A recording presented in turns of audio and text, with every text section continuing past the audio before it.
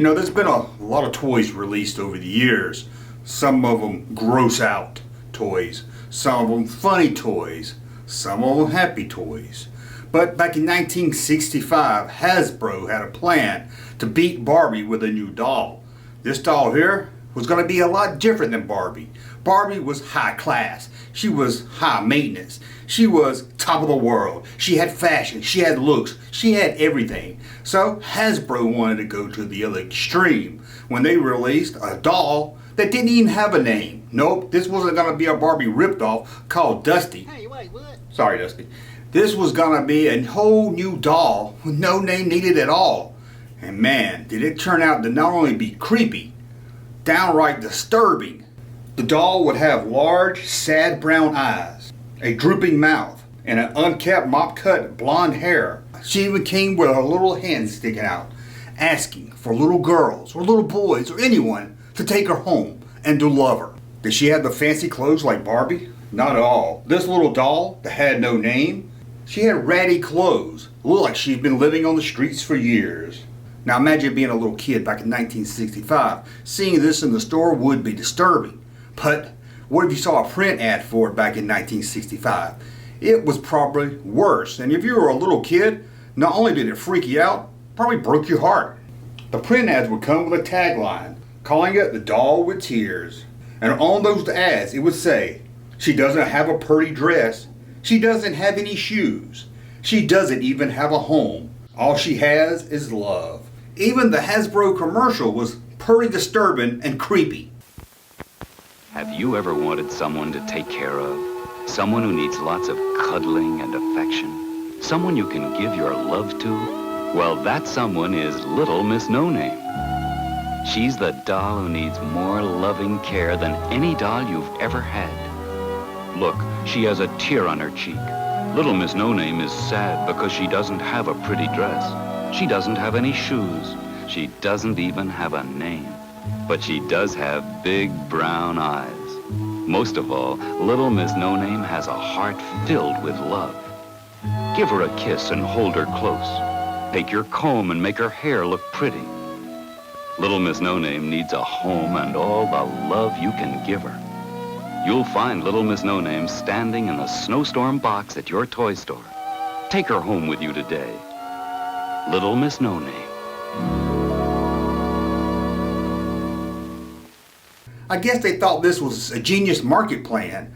Have little girls in the store seeing this sad little doll who has no shoes, ratty clothes, no friends, and all she needs is someone to love her. She even has her little hand out. Take me home! Take me home, please! I need food! She's Little Miss No Name. She's lonesome and blue. She's longing for someone exactly like you. She has no one to talk with. She just sits and she stares.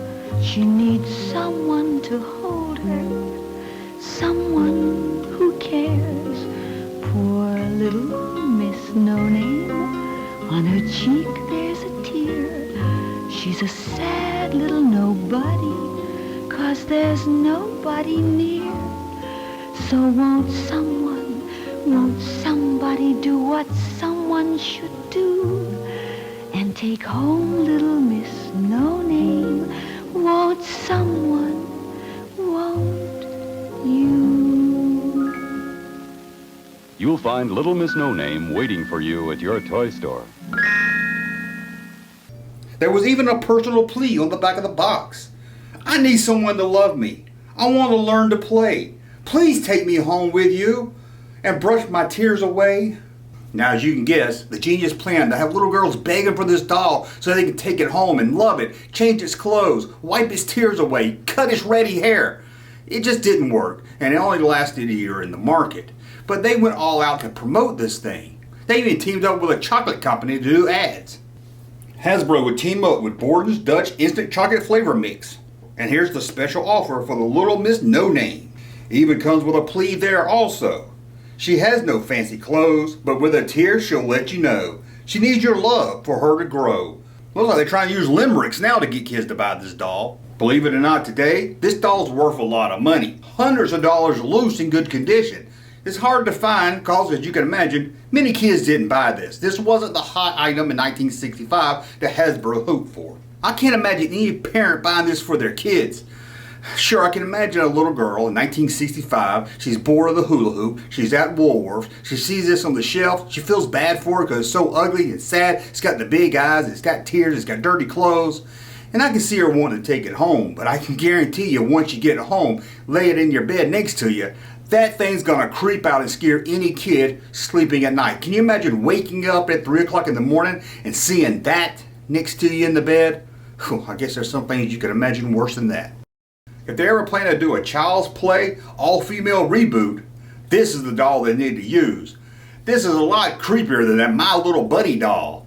I don't even like editing this video because I have to look at it. Well, that's a look at not only the creepiest doll ever released, probably the worst marketing plan by a toy company ever.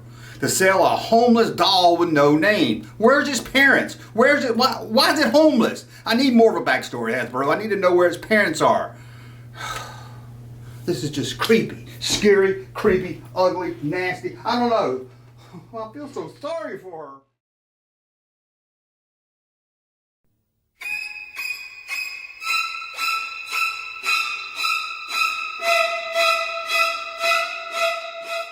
Hey, Junkman channel popping though.